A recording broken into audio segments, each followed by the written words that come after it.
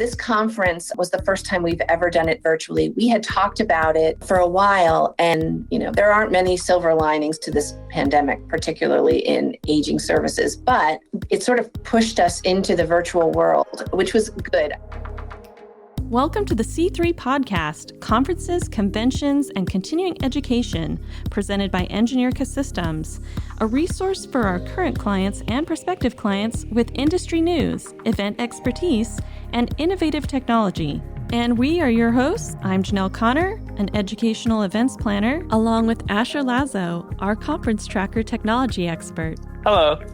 We are excited to share with you part one of our two-part interview from earlier this year with Stacey Prohaska, Executive Director of the Office of Philanthropy Services for Phoebe Ministries. They recently held their first virtual event utilizing Conference Tracker, and Stacey graciously agreed to tell us all about the details of the event. Stacey, let's begin by getting to know more about you and Phoebe Ministries. My name is Stacey Prohaska, and I am the Executive Director of the Office of Philanthropy for Phoebe Ministries in Pennsylvania. I've been in this position for just over 3 years. So tell us about Phoebe and the population you serve. Sure. Phoebe was actually started 117 years ago, so It's been around for quite some time. We serve the older adult population. We have 4 campuses. We call them CCRCs, and that stands for Continuing Care Retirement Communities. If you count all of the seniors we serve in a given year, it's around 15,000. We do have some pharmacies that serve other CCRCs in Pennsylvania. We offer a variety of living options as well as short-term and long-term rehab and some telemedicine and some other care options that are specific to older adults. But our populations are in independent living, which is where seniors opt to live in apartments or cottages, and they pretty much can go about their business as if it was their home. It is their home. Also offer personal care as you age and may need some help with certain activities of daily life. We are able to provide that level of care as well. And then as folks get even older, we offer skilled nursing, which is the highest level of care. That's when you need care around the clock. And so I love it here. We've got about 12 to 1,400 seniors at any given time. And it's just a great and very meaningful job for me. I really enjoy it. That's awesome. That is a lot of people you're serving, and I bet it is rewarding. It is. It's very rewarding. They're wonderful. It's like having multiple sets of grandparents and parents, and they really do bring a lot of joy to our lives. It's a pleasure to serve this population. For me, I worked with kids mostly and college students before in development. And this is the first time I've worked in aging services. And I feel like I've really found my niche. They're just a wonderful group of people. That's awesome. All right, let's talk a little bit about your event. Sure. Tell us, do you hold events regularly, like annually? We do. My office is primarily responsible for 3 annual events. 2 of them are our fundraising events. We do an annual golf tournament and we do a gala. We actually called it an ungala before everybody started having ungalas before the pandemic. What is an ungala? So what we wanted to do, we were doing an annual benefit dinner for the Phoebe Institute on Aging, which is where we also hold our conference, which is where we got the help of Conference Tracker, but also hold an annual benefit dinner. And it was pretty much just as you would imagine. We would have a cocktail hour. We would bring people in for dinner. There would be a program where we would give some awards and have some type of entertainment. And it was a sit-down dinner. We would have chicken or salmon, just like everybody else. Yeah. And a couple of years ago, I like to do things a little out of the box because I think people are used to going to gala dinners now. And if you are in the right circles or in the wrong circles, you get invited to a lot of them. So we did some focus group studies and we wanted to change it up a little bit. So we came up with the idea of having this event be more interactive and not have like a start time and end time, keeping the program really tight and doing it at a destination venue like a vineyard, as opposed to we were actually doing it on a college campus. So we never actually got a chance to have our event because of COVID, but we're looking for having it this fall. So that will be our first ungala. It'll be at a vineyard. We'll be doing some activities with their vintner and And it's actually a winery as well. So they'll be telling us how they do wine, and people can be outside. You can play bocce, beanbags, and it's meant to be more fun, and it'll be a buffet. You can sit down for dinner if you would like, but you can also just roam about the grounds in the vineyard and have dinner that way. So we're excited to be able to offer that at last. Yeah, that sounds delightful. I hope that it will be. I'm very much looking forward to it. We're just hoping we can gather in person by the fall. Yeah, for sure. It looks like that seems to be like the target for a lot of events coming back. With that event and the one we held together, what is the purpose of these events, and what are the goals that you wanted to achieve? Sure. Well, the one that we held in March was our Phoebe Institute on Aging annual conference. And the goal of this is to educate frontline care workers and other both clinical and personal caretakers of our aging population. So we have something called the Phoebe Institute on Aging here. We pride ourselves, I think, in part because of our longevity and the fact that we've been here for more than 100 years. In 2001, a group of individuals got together who were involved at Phoebe and decided to create the Institute. And the mission of the Institute is really to provide educational opportunities within aging services. We were having 2 annual conferences per year. We've scaled that back to 1 in-person event. And what we really want to do is talk about issues in aging services, issues that people who take care of our older adults deal with. And we wanted to be able to offer, we call them CEUs, continuing education units, for a variety of disciplines. So we offer them in nursing, in social work, pastoral care, our activities professionals, who are those, we call them our community life staff. They do our daily activities with our seniors. And so that's really important to us. And then we also offer CEUs for long-term care administrators. So at the administrative level of our organization, you can also receive continuing education units. It sounds like there's a lot of moving parts. There really are. And this year in March, there were even more. It was like so many moving parts. Was this your first time doing a virtual event then? It wasn't our first time doing a virtual event. We actually tried one last June when we had planned the Ungala, and we knew we couldn't have it in person when the pandemic hit. We did a virtual picnic event, but that was much, much smaller. No CEUs, a couple of hours where we did a program thanking our donors, and everybody was invited to join, like to have a picnic in their yard and join us virtually on Zoom. And that was fun and somewhat successful. We had about 80 people. This conference was the first time we've ever done it virtually. We had talked about it for a while. And one of the, there aren't many silver linings to this pandemic, particularly in aging services, but it sort of pushed us into the virtual world, which was good. I think we would have continued talking about it for a while and not trying it, but we really wanted to move forward with this conference. It was originally scheduled for April 2020. We moved it to the fall of 2020, and then we moved it to March of 2021. And even moving it a few times, we realized pretty quickly after the first of the year that we would not be able to have it in person. And so we started to think about, how can we do this, though? We don't want to lose any more momentum on our conferences. We hadn't been able to have one in the entirety of 2020. So we started looking at the virtual applications and how we might be able to do this online. I will say that many of our attendees are in, as I said, aging services. They either work at clinical locations or places like Phoebe, where they're continuing care retirement community nurses or frontline care workers, or they may work in hospitals or in rehabs. But then there's also people who just take care of their loved ones, maybe a parent or grandparent, and they often can't get away during the day. They can't take a whole day off of work, or they can't leave their loved one for an entire day, which is why we had been talking about a virtual component and whether or not we could do that even before the pandemic hit. So this one allowed us to be able to offer it. And it was great. It was a crash course in how to do it. And I'm sure you guys felt well with us because we had never done it before. But in the end, I think it will add a lot to what we do moving forward, because we're already talking about what we might want to do next to have a virtual component. Awesome. Excellent. Yeah, you're not alone in that at all. A lot of people have contemplated virtual events for years and just not figured out all the logistics. And now it's kind of been forced on them because of the pandemic. And a lot of them have shown, gratitude for that. That is one of the silver linings of this, is that you get a chance to try out things that you've wanted to for a long time.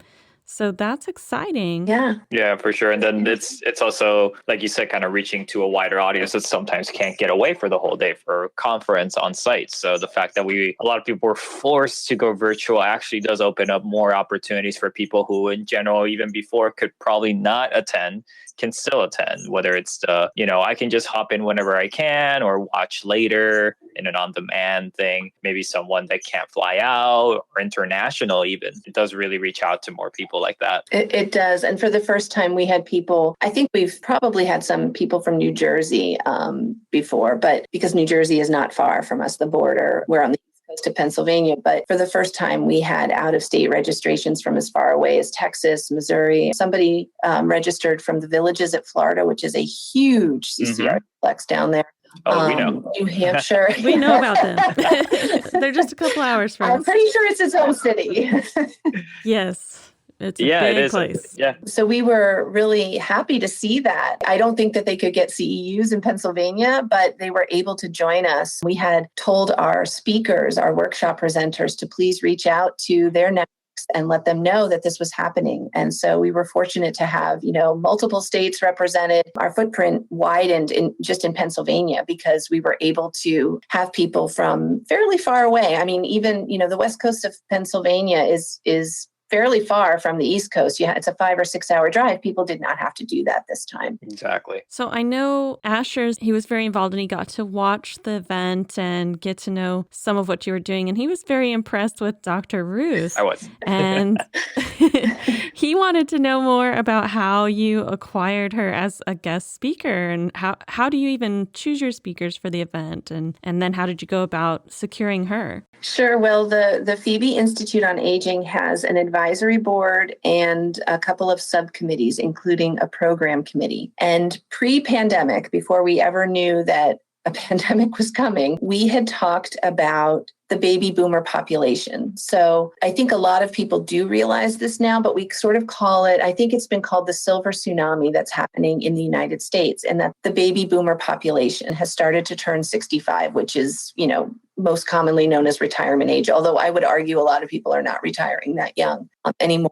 But we know that that population is pretty huge. And starting in 2011, the first baby boomers started to reach the age of 65, and that's a phenomenon that will continue until 2030. So in that time period, there will be millions of people turning retirement age. And right now in our communities, we're talking about how to serve a population that is very different than the generation that lived before. So they have just different expectations. They came of age in the 1960s. It was a time of, a lot of upheaval. And they came of age at a time when questioning authority, when different substances came to the fore, shall we say. And now they're in an aging system where they're more independent and less likely to follow, I think, or adhere to guidelines or any kind of rules with aging. That's just who they are as a population. So our advisory board and subset of the program committee started talking about this population because we're going to be seeing more and more of them in our retirement communities and what that expectation would look like for them and what our retirement communities needed to do to be able to better serve. So I had come from the public relations world, and I had asked our program committee to think about having a little bit of an edgier approach or a more provocative approach, I think is really the way we want to put it.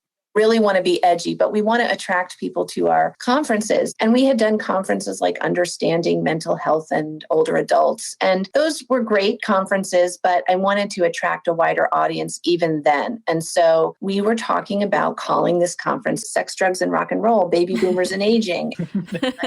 Get a hook in. And so after talking to our CEO, which we kind of joked about during the conference in the opening, because I had said to him, what do you think about calling this conference Sex, Drugs, and Rock and Roll, which was a real sea change for Phoebe. We're affiliated with the United Church of Christ, and not that we're super religious, but we are affiliated in a church. We're ecumenical in terms of, any people of any faith background can be a resident or can work here. So it's not, like we are strictly adhering to the UCC church, but we were being a little bit more provocative than we had been before. So it took some saying, but we did that. we put that forth and it was approved. And then we started talking about who our keynote would be. And knowing I'm of a certain age, so I knew who Dr. Ruth was. She was one of the first names that arose for the keynote. And she's going to be 93 this June. So when we were originally talking about it, she had just turned, I think, 91. And we really wanted to have her. She, in the 1980s, was somebody who sort of opened the door to talking about sexuality in a new and more open way. And she had a radio show at the time, and then I think became fairly well known in the 1980s as somebody who was funny. I think there's a lot of people who thought of her as an entertainer, but she actually is an academic and has a really rich history herself. And so we went through our speakers bureau to see about having Dr. Ruth. And that's really how we got her. And we knew that this would be a big draw for people who knew who she was. From there, we thought about what we wanted to talk about with our workshops, because one of the things that we were conscious of is all the ways that the aging community is changing in terms of like the introduction of medical marijuana. And what does that look like at CCRCs? Or how do we go about in our continuing care retirement communities, helping seniors to have intimacy in their lives as they age and as they perhaps go through the continuum? So what does that look like? What does consent look like? What are the issues that come up when people are moving into a higher level of care because of issues with dementia, but they still have a spouse? Is a person with a cognitive disability able to give consent to an intimate relationship? What if they don't know their husband or wife anymore? What if they meet somebody new? We also know just from the work that we do here at Phoebe what music means to people, and how even with our aging population, if they are, say they have dementia and have become unable to speak or aren't able to communicate as effectively, we know that if we play music from the time that they grew up, they almost like come back to life, is how it's described. So somebody who doesn't really talk in their day-to-day life will attend one of our church services or something and immediately begin singing one of the hymns that they knew as a child or as a young adult. And we have been able to reach people through music. And music, of course, was huge in the 60s and 70s, the dawn of the rock and roll and all of the things that happened when baby boomers were aging. So we wanted to cover a lot of ground with this and really talk about moving continuing care retirement communities into serving this new population. That's honestly, it's a lot of things that are not frequently thought of. It's well asked questions really that, I've never really thought about it like that when it comes to the dementia aspect. Music is just such a universal language when it comes to that it does kind of absolutely. But with the intimacy questions and stuff like that, sometimes more often than not, a lot of the older generation can be left out from these things. And I did want to comment on the title of the conference, because that was the first time I saw that on our end. I was like, that's really fun. And then it did cause some, I'm not going to lie, some technical support issues on our end. It did. Which eventually we resolved. But I would just always refer to it across the office as the Sex, Drugs, and Rock and Roll Conference. That's always what I refer to it as. I love that name. It's funny that that's what we're known as. Yes, it did. It turns out if you send emails with sex in the subject line, tagged as spam or you get blocked. Lesson learned. Yeah, I think you're right. You were able to kind of reach a broader audience and turn heads, make a splash with that kind of a name, as well as, the outlook that you wanted to have for the conference. So, and I really love all the different aspects that you were trying to bring in. I'm sure there are others too. There absolutely are. And I will say too, that just in addition to just having that as a title, we wanted though to say that there was a lot of substance behind it, that we did want to take a look at these issues and what it would mean for continuing care retirement communities. Again, the issues about intimacy and those types of issues. And what does it mean when our population has a medical marijuana card and we are able to bring that into our communities? I think one of the things we're very conscious of here is the perception of retirement communities among the general population, which is that, you sort of think of it as it's a place on a hill where you never want to go. You never want to be in that continuing care retirement community because you think of it as a place where, you're in bed all day and somebody's telling you to take your medicine and you have to take it. And in reality, it's not like that at all. And that is also not something that would be be, I think, fruitful to try to have that model with the baby boomer generation, because this is a generation of people who did resist and rebel, and they would not take to living in a community like that. So it's important for people to know that continuing care retirement communities are different than that. People here have autonomy over their care to the degree that they're able to, and they can refuse things. They don't have to think of it as a facility or an institution. It is a place that is their home, and that is what we want to put forth into the general consciousness about continuing care retirement communities. It's not a hospital, it's your home, and we feel very strongly that you should be able to do in your homes what you would do at home in the privacy of your own home. But then what does that look like when there are people who are, responsible for providing care? And how can we work within that so that we are not disturbing your home life, to the degree that we're able to control that. So I just really have learned a lot since I've worked here about aging services and what it's all about. And this was sort of an opportunity for us to talk about a new generation and what they would expect from being an older adult. I love that. It's awesome. So I imagine that when you were planning it to be in person, you had certain expectations, certain things you wanted to happen, and then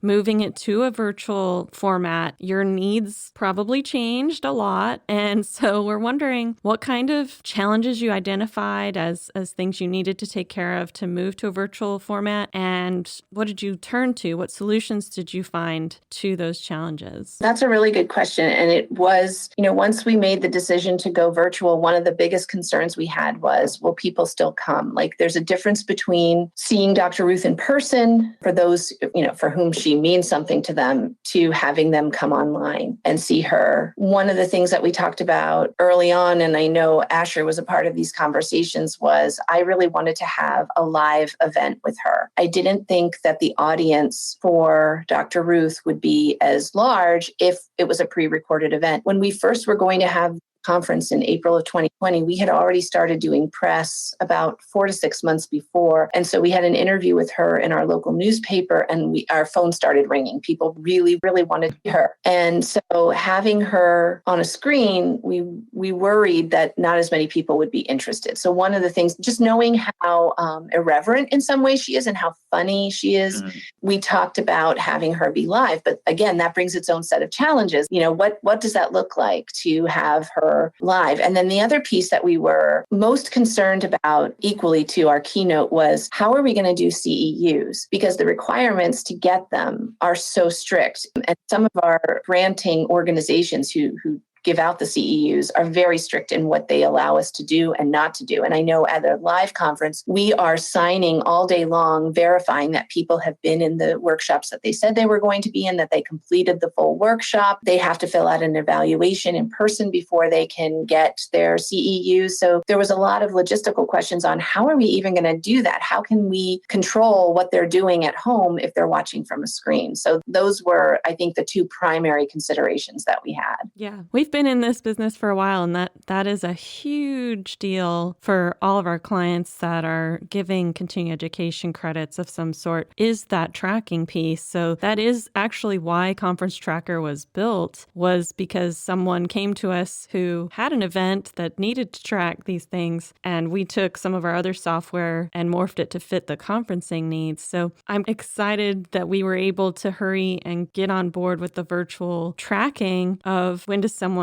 start watching, when do they stop watching, kind of thing, because it's very important. Yeah, we could not have done it. I mean, we knew right away, we're not going to be able to do this without some sort of support. Like, there's just no way for us to figure that out. I also had the chance not to work with you guys, but also to work with the two audiovisual teams. You had Arts Quest in the afternoon, and then you had WLVT, if I'm not mistaken, in the morning. Yes, our PBS affiliate. Yeah. So how did that came about? Because Arts Quest is geared towards helping events such as these, but the PBS station was very impressive. I remember during the morning session of the conference, it actually looked like a news studio with like the cameras panning above and everything. It looked very professional. So how did you get PBS and the Arts Quest involved, or how did you reach out to them? Sure. Well, normally our conferences have had 2 tracks, sometimes 3 tracks in the afternoon. We've always opened with like a keynote and some sort of panel. Sometimes we show a documentary.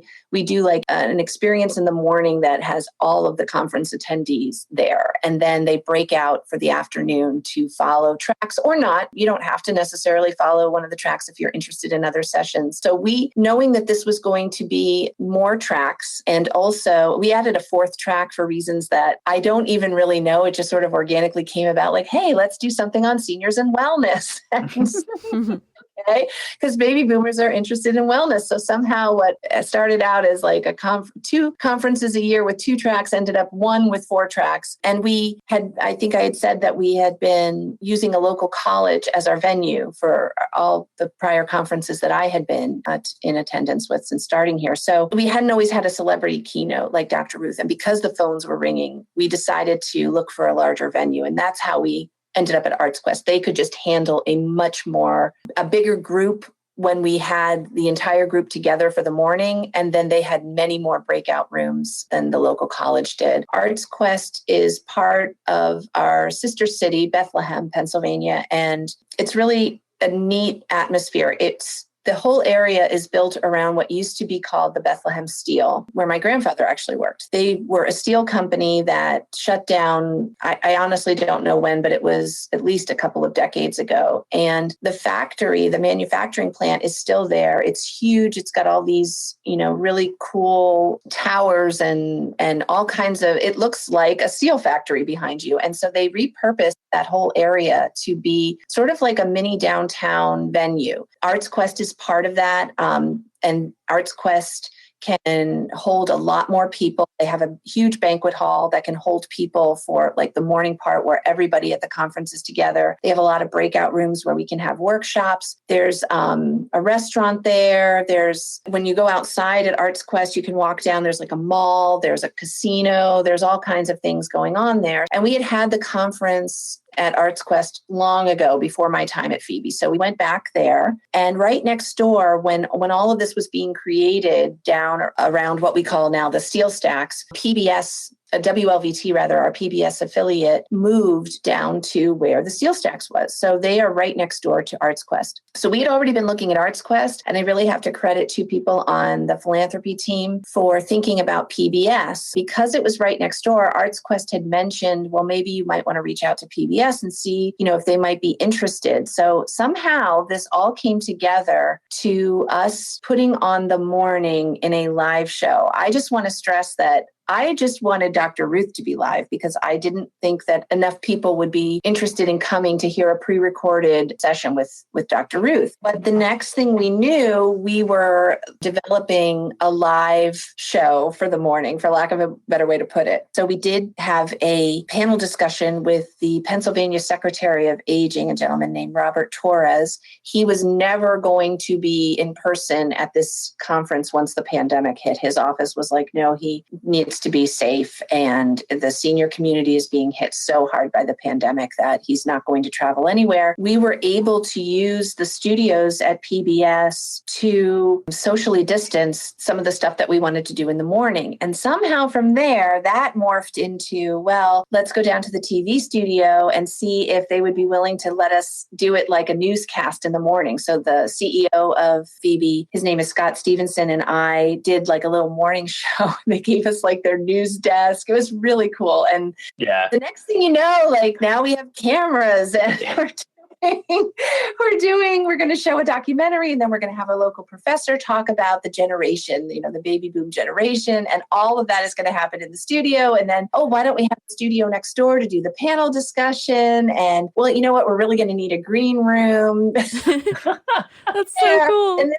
the next thing you know, it was just really cool. And then we decided to do the morning as a live session. And Asher knows that this presented some challenges because some people were coming to our conference to get CEUs. Others were just coming to our conference to enjoy it and not in need of any continuing education units. And we wanted people to very seamlessly be able to enjoy the morning with Dr. Ruth, with Secretary Torres, and this documentary and professor talk about baby boomers. And so we ended up deciding to do the entire morning as like one big 3-hour session. That was wonderful and, kind of happened organically. And we were able to take advantage of it. It was a little nerve-wracking. We had some timing issues that our professor, we showed the video and then he began to talk about the baby boomer generation. And he ended early and asked if there were questions as if he was at a live conference. And, somebody comes back and I was sitting next to our CEO and our CEO's wife. And she was like, can you get on and just fill 20 minutes? And I was like, fill 20 minutes.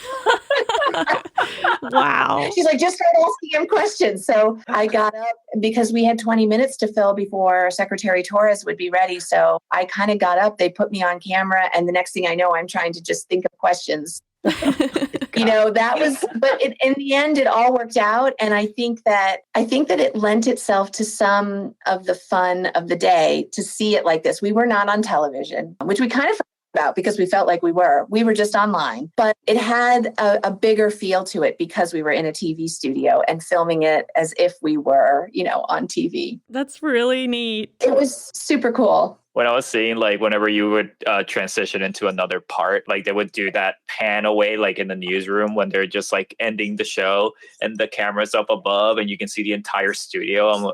It was like, wow, this is crazy. This is so cool. It was really cool. All of that. And we owe a debt of gratitude to PBS WLVT because all of that, we didn't even know what to request. They just offered us all of this technology. And like I said, the camera crew was there. The green room crew was there. We didn't even know all the bells and whistles that we had until we got there and they're like, okay, you're on a teleprompter. You want to look right here. And it was really fun. And I think if we had thought about it ahead of time, we might not have done it. So I'm kind of glad that we just went full steam ahead. Yeah, sometimes that's the best, is just to dive right in. Yeah, and I think that the live component, I think there's things, I know we might talk later about what we would have done differently, but I think the live component, when it works, is worth doing and is worth trying. I would say that you really need to, like, we had a script, it was tightly scripted, and even with that, we had timing issues, but we had really done a lot of prep work with PBS once we knew that we wanted to do this. And I think that I would still recommend trying it because you get these really great moments that you don't capture if it's all pre-recorded. And life is so not spontaneous anymore that those are the moments I think that are really, like Dr. Ruth not being live, people I don't think would have gotten as much out of it. She was so funny and so spontaneous. And it was just nice to know that people were witnessing that as it was happening. Yeah. I think there's an energy about it when it's live that even if you were to pretend that it was live, it still wouldn't have the same energy because knowing that it's live adds that element. So it's called anxiety. Yes, but it's a good anxiety. My energy was all anxiety related. It's good. It's good to be nervous once in a while. It's like a live stage show. You got to gear up for it and then just go for it. So. It's true. Thank you so much, Stacey, and thank you to our audience for tuning in for this first part of a two-part interview with Phoebe Ministries representative Stacey Prohaska regarding their successful virtual conference earlier this year. We hope you'll subscribe, share, and join us again soon. The C3 podcast is produced by Engineerica Systems and the Conference Tracker team, elevating your event with each step.